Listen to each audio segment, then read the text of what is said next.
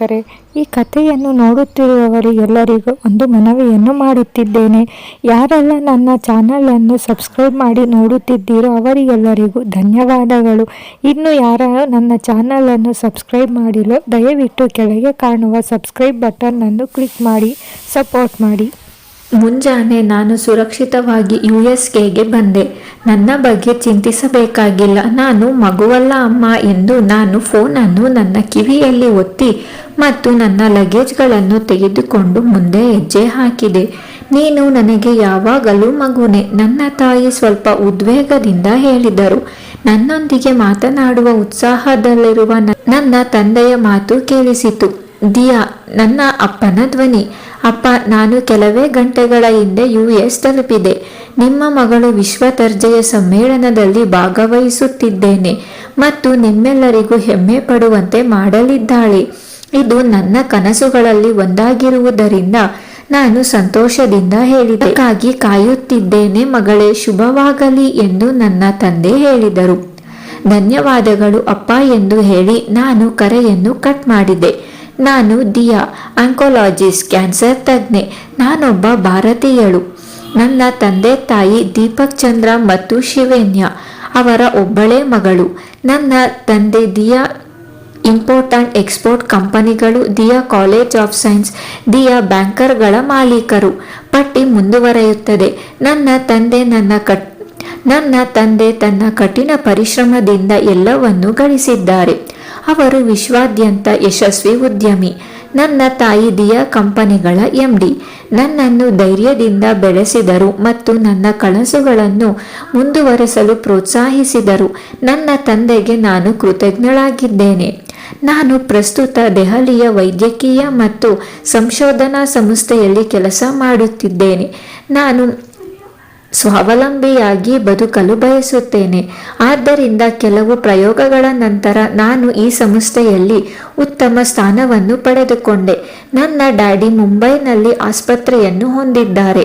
ನನ್ನ ಬಿಡುವಿನ ವೇಳೆಯಲ್ಲಿ ನಾನು ಅಲ್ಲಿಗೂ ಭೇಟಿ ನೀಡುತ್ತೇನೆ. ನನ್ನ ಉನ್ನತ ಅಧಿಕಾರಿಗಳು ಕಾರ್ಯಕ್ರಮಕ್ಕೆ ಹಾಜರಾಗಲು ನನ್ನ ಹೆಸರನ್ನು ವಿಶ್ವಾಸದಿಂದ ಸೂಚಿಸಿದರು. ಇತ್ತೀಚೆಗೆ ಆಂಕೋಲಾಜಿಯಲ್ಲಿ ಸಂಶೋಧನೆಗೆ ಸಂಬಂಧಿಸಿದಂತೆ USನಲ್ಲಿ ನಡೆದ ವಿಶ್ವ ದರ್ಜೆಯ ಸಮ್ಮೇಳನದಲ್ಲಿ ಭಾಗವಹಿಸಲು ನಾನು ಆಯ್ಕೆಯಾಗಿದ್ದೇನೆ.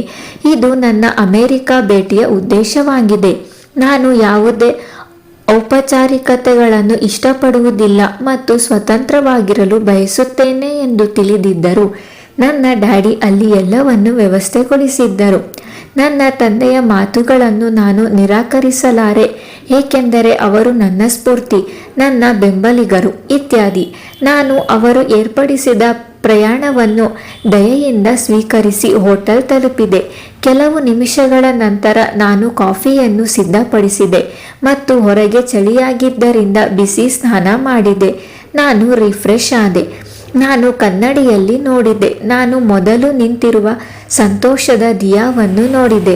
ನಾನು formal light blue colour dress ಹಾಕಿದ್ದೆ. ನಂತರ ಮುಖಕ್ಕೆ ಕ್ರೀಮ್ ಹಚ್ಚಿದೆ. ನನ್ನ ಕಣ್ಣುಗಳಿಗೆ ಮಸ್ಕಾರಾ, ತುಟಿಗೆ ಲಿಪ್ಸ್ಟಿಕ್ ಮತ್ತು ನಂತರ ಸಣ್ಣ ಬಿಂದಿಯನ್ನು ಇಟ್ಟುಕೊಂಡು ನಾನು ಸಿದ್ಧಗೊಂಡೆ. ನಾನು ನನ್ನ ಎಲ್ಲ ಸಂಶೋಧನಾ ಸಂಬಂಧಿತ ಪೇಪರ್ಗಳನ್ನು ಎಚ್ಚರಿಕೆಯಿಂದ ತೆಗೆದುಕೊಂಡೆ. ಹೊರಡುವ ಮೊದಲು ನಾನು ಪ್ರೆಸೆಂಟೇಷನ್ ಸ್ಲೈಡ್ಗಳನ್ನು ಪರಿಶೀಲಿಸಿದೆ. ಇಲ್ಲಿಯವರೆಗೆ ನನ್ನ ಕೆಲಸದಲ್ಲಿ ನನಗೆ ತೃಪ್ತಿ ಇತ್ತು. 1 ಗಂಟೆಯ ನಂತರ ನಾನು ವಿಶ್ವ ಸಮ್ಮೇಳನ ಸಭೆಯನ್ನು ತಲುಪಿದೆ. ಅದು ಗ್ಲಾಸ್ ಇಂದ ಸುತ್ತುವರಿದ ದೊಡ್ಡ ಕಟ್ಟಡವಾಗಿತ್ತು. 12ನೇ ಮಹಡಿಯಲ್ಲಿ ಸಭೆ ನಡೆದಿತ್ತು. ಪ್ರಪಂಚದಾದ್ಯಂತ ನನ್ನಂತಹ ಆಂಕೋಲಾಜಿಸ್ಟ್ಗಳನ್ನು ನೋಡಲು ನಾನು ಉತ್ಸುಕಳಾಗಿದ್ದೆ. ಅಧಿವೇಶನ ಆರಂಭವಾಗುವ ಹಂತದಲ್ಲಿತ್ತು. ನಾವು ವಿವಿಧ ದೇಶಗಳ 16 ಪ್ಯಾನಲ್ ಆಂಕೋಲಾಜಿಸ್ಟ್ ರೌಂಡ್ ಟೇಬಲ್ ಕಾನ್ಫರೆನ್ಸ್ ಆಗಿ ಕುಳಿತಿದ್ದೇವೆ. 5 ಪ್ಯಾನಲ್ ನ್ಯಾಯಾಧೀಶರ ಸಮಿತಿ ಸದಸ್ಯರು ಇದ್ದರು. ಅವರು ಭಾರತದಿಂದ 2 ಆಂಕೋಲಾಜಿಸ್ಟ್, ಚೀನಾದಿಂದ 2, ರಷ್ಯಾದಿಂದ 3, USA ಇಂದ 3, UK ಇಂದ 3, ಕೆನಡಾದಿಂದ 3 ಎಂದು ಘೋಷಿಸಿದರು. ವಾವ್, ಭಾರತದಿಂದ 2. ನನ್ನ ದೇಶಭಕ್ತಿ ನನ್ನನ್ನು ಪ್ರಚೋದಿಸಿದೆ. ಪ್ರತಿಯೊಬ್ಬರು ವಿಭಿನ್ನ ಅಭಿಪ್ರಾಯಗಳ ಮತ್ತು ವೀಕ್ಷಣೆಗಳೊಂದಿಗೆ ಬರುವುದನ್ನು ನೋಡಲು ನಾನು ಉತ್ಸುಕಳಾಗಿದ್ದೆ. ನಾನು ಹೆಚ್ಚು ಇಷ್ಟಪಡುವ ಅಂಶವನ್ನು ನಾನು ಟಿಪ್ಪಣಿ ಮಾಡಿಕೊಂಡೆ. ಮುಂದೆ ದಿಯಾಳ ಸರಡಿ. ಅನೇಕ ಕ್ಯಾನ್ಸರ್ ರೋಗಿಗಳಿಗೆ ಚಿಕಿತ್ಸೆ ನೀಡುವ ಮತ್ತು ಅವರಿಗೆ ಅಗತ್ಯವಾದ ವೈದ್ಯಕೀಯ ಮತ್ತು ಆರ್ಥಿಕ ನೆರವು ನೀಡುವ ಭಾರತದ ಶ್ರೀಮತಿ ದಿಯಾ ದೀಪಕ್ ಚಂದ್ರ ಡಿಎಂ ಮೆಡಿಕಲ್ ಆಂಕೋಲಾಜಿ ತಮ್ಮ ಅಭಿಪ್ರಾಯಗಳನ್ನು ಹೆಮ್ಮೆಯಿಂದ ಮಂಡಿಸುತ್ತಾರೆ ಎಂದು ಸಮಿತಿಯ ಸದಸ್ಯರು ಎಲ್ಲರ ಭಾಷಣಕ್ಕೂ ಮೊದಲು ಪರಿಚಯವನ್ನು ನೀಡಿದರು. ಅಕ್ಷದ್ ಈ ಕಥೆಯ ಇನ್ನೊಂದು ಪಾತ್ರ ದಿಯಾಳ ಅಭಿಪ್ರಾಯವನ್ನು ಕೇಳುತ್ತಿದ್ದ. ಎಲ್ಲರಿಗೂ ಶುಭೋದಯ. ನಾನು ದಿಯಾ. ನನ್ನ ಸಂಶೋಧನೆ ಮತ್ತು ಅನುಭವದ ಪ್ರಕಾರ ಭಾರತದಂತಹ ದೇಶಗಳಲ್ಲಿ ಅರಿವಿನ ಕೊರತೆಯಿಂದಾಗಿ ವಿದ್ಯಾವಂತರು ಸಹ ಕ್ಯಾನ್ಸರ್ ಅನ್ನು ಮಾರಣಾಂತಿಕ ಕಾಯಿಲೆ ಎಂದು ಭಾವಿಸುತ್ತಿದ್ದಾರೆ. ಇದರ ಪರಿಣಾಮವಾಗಿ ಮರಣ ಪ್ರಮಾಣವು ವರ್ಷದಿಂದ ವರ್ಷಕ್ಕೆ ಹೆಚ್ಚುತ್ತದೆ. ಕೆಲವು ಕ್ಯಾನ್ಸರ್ ಅನ್ನು ಹೊರತುಪಡಿಸಿ ನಮ್ಮ ದೇಹವನ್ನು ಸೂಕ್ಷ್ಮವಾಗಿ ಗಮನಿಸಿದರೆ ಇತರ ರೀತಿಯ ಕ್ಯಾನ್ಸರ್ ಅನ್ನು ಸುಲಭವಾಗಿ ಗುರುತಿಸಬಹುದು. ಯಾವುದೇ ಅಂಗಾಂಶದ ಬೆಳವಣಿಗೆಯ ಸಂದರ್ಭದಲ್ಲಿ ನಾವು ಕ್ಯಾನ್ಸರ್ ಅನ್ನು ಆರಂಭಿಕ ಅಥವಾ ಕನಿಷ್ಠ ಮಧ್ಯಮದಲ್ಲಿ ಗುರುತಿಸಿದರೆ ಮತ್ತು ರೋಗಿಯು ಮಾನಸಿಕವಾಗಿ ಇದ್ದರೆ ತಕ್ಷಣವೇ ಪರೀಕ್ಷಿಸಬೇಕು. ಅದನ್ನು ಸುಲಭವಾಗಿ ಜಯಿಸಬಹುದು ಎಂದರೆ ನಾವು ಸಾಯುತ್ತೇವೆ ಎಂದಲ್ಲ. ಶಕ್ತಿ ಮತ್ತು ಧೈರ್ಯದಿಂದ ಕ್ಯಾನ್ಸರ್ ವಿರುದ್ಧ ಹೋರಾಡುತ್ತೇವೆ. ನಾನು ಅವಳ ಮಾತನ್ನು ಎಚ್ಚರಿಕೆಯಿಂದ ಕೇಳುತ್ತಿದ್ದೆ. ನಾನು ಹೆಚ್ಚು ಕಡಿಮೆ ಹೇಳಬೇಕೆಂದರೆ ಅದೇ ವಿಷಯ. ಅವಳು ನನ್ನ ಎಲ್ಲ ಅಂಶಗಳನ್ನು ತಿಳಿಸಿದಳು. ಏನು ಕಾಕತಾಳೀಯ!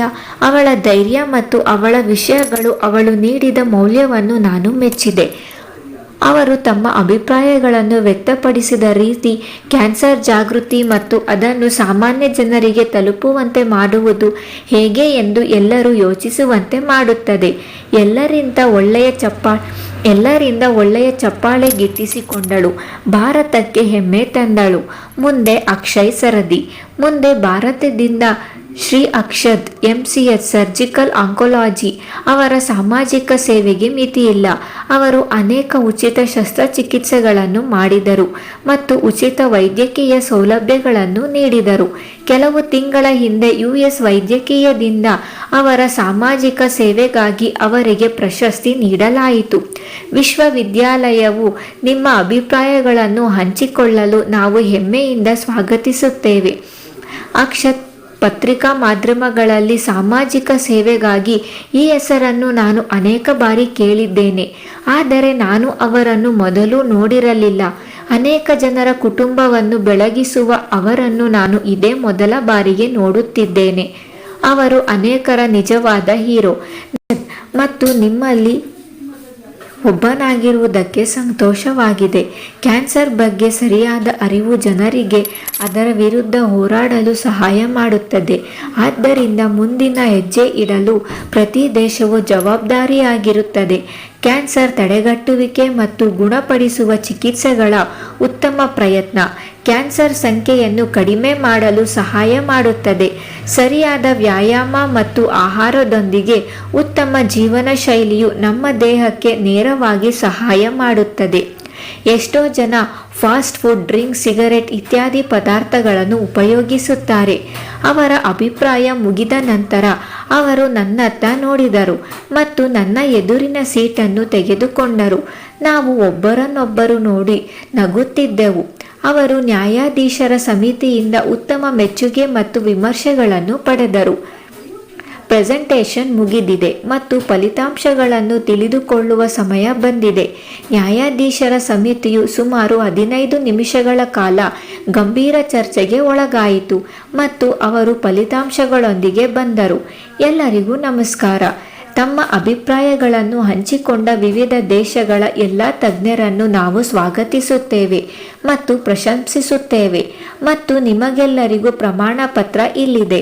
ನಾವು 16 ತಜ್ಞರಿಂದ 6 ಸದಸ್ಯರನ್ನು ಸುಮಾರು 2 ವಾರಗಳವರೆಗೆ ಇಲ್ಲಿ ಮುಂದಿನ ಯೋಜನೆಗಳಿಗೆ ತರಬೇತಿ ಪಡೆಯಲು ಆಯ್ಕೆ ಮಾಡಿದ್ದೇವೆ ಮತ್ತು ಯಾವುದೇ ಆಕ್ಷೇಪಣೆಗಳು ಇದ್ದರೂ ತಕ್ಷಣ ವರದಿ ಮಾಡಿ. ನಂತರ ಅವರು 6 ಸದಸ್ಯರನ್ನು ಹಾಳೆಯಲ್ಲಿ ಪಟ್ಟಿ ಮಾಡಿದರು ಮತ್ತು ವೈದ್ಯಕೀಯ ಸಮ್ಮೇಳನದ ನೋಟಿಸ್ ಬೋರ್ಡ್ ಅಲ್ಲಿ ಅಂಟಿಸಿದರು. ಆಯ್ಕೆಯಾಗುವುದು ಮತ್ತು ತರಬೇತಿ ಪಡೆಯಲು ಇದು ನಿಜವಾಗಿಯೂ ಒಂದು ದೊಡ್ಡ ಅವಕಾಶ. ನಾನು ನಿರೀಕ್ಷಿಸಿದಂತೆ ದೇಶದೊಂದಿಗೆ ನನ್ನ ಹೆಸರು ಪಟ್ಟಿಯಲ್ಲಿತ್ತು ಮತ್ತು ತರಬೇತಿ ಪಡೆಯುವುದಕ್ಕೆ ನನಗೆ ಸಂತೋಷವಾಯಿತು. ನನ್ನ ಕಣ್ಣುಗಳು ಭಾರತೀಯರನ್ನು ಹೊರತುಪಡಿಸಿ ಅಕ್ಷದ್ ಹೆಸರನ್ನು ಹುಡುಕುತ್ತಿದ್ದವು. ಅನೇಕ ನಿರ್ಗತಿಕರಿಗೆ ಸಹಾಯ ಮಾಡುವ ಅವರ ಮಾನವೀಯತೆಯಿಂದ ನಾನು ಪ್ರಭಾವಿತನಾಗಿದ್ದೆ. ಲಿಸ್ಟ್ನಲ್ಲಿ ಅವರ ಹೆಸರು ನೋಡಿ ಗೊತ್ತಿಲ್ಲದ ಖುಷಿಯಲ್ಲಿ ಮುಳುಗಿದ್ದೆ. ನಾನು ನನ್ನ ಆಸನವನ್ನು ತಲುಪಲು ಹಿಂದೆ ಸರಿದೆ. ನಾನು ನನ್ನ ಸ್ಥಾನವನ್ನು ತೆಗೆದುಕೊಂಡು ಅವನನ್ನು ಹುಡುಕಿದೆ, ಆದರೆ ಅವನು ಎಲ್ಲಿಯೂ ಕಂಡುಬಂದಿಲ್ಲ. ಅವನು ಎಲ್ಲಿಗೆ ಹೋದನು? ತರಬೇತಿಯನ್ನು ಮುಂದುವರಿಸಲು ಅವನಿಗೆ ಆಸಕ್ತಿ ಇರಲಿಲ್ಲವೇ, ಅಥವಾ ಬ್ಯುಸಿಯಾಗಿ ಇರುತ್ತಾರೆ ಎಂದು ತರಬೇತಿ ಅವಕಾಶವನ್ನು ತಿರಸ್ಕರಿಸಿದರೆ? ಈ ತರಬೇತಿಯು ಕ್ಯಾನ್ಸರ್ ರೋಗಿಗಳಿಗೆ ಸಹಾಯ ಮಾಡಲು ಪ್ರತಿಯೊಬ್ಬ ವೈದ್ಯರಿಗೆ ತುಂಬ ಉಪಯುಕ್ತವಾಗಿದೆ. ಅವರು ಇದಕ್ಕೆ ಹಾಜರಾಗಬೇಕು. ಈ ಕಾರ್ಯಕ್ರಮವು ಅನೇಕರ ಜೀವನವನ್ನು ಉಳಿಸಲು ಸಹಾಯ ಮಾಡುತ್ತದೆ. ಇಲ್ಲಿಗೆ ಇವತ್ತಿನ ಸಂಚಿಕೆ ಮುಕ್ತಾಯ ಆಗಿದೆ. ಮುಂದಿನ ಸಂಚಿಕೆಯಲ್ಲಿ ಇನ್ನು ಏನೆಲ್ಲ ಆಗುತ್ತೆ ಅಂತ ನೋಡೋಣ. ಧನ್ಯವಾದಗಳು.